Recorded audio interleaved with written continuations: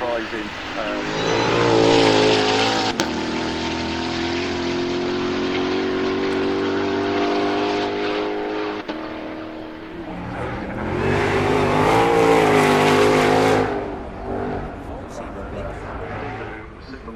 Supercar dealer, the squatter, and they commission this car.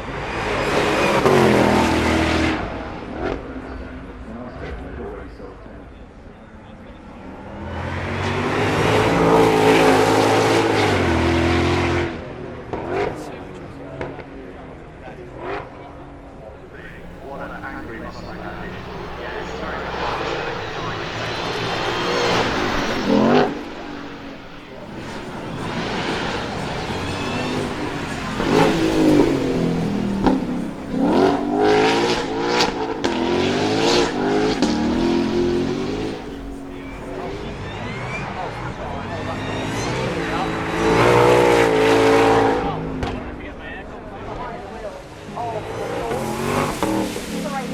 From the Mustang GT3 race car that of course needs to follow some of the rules.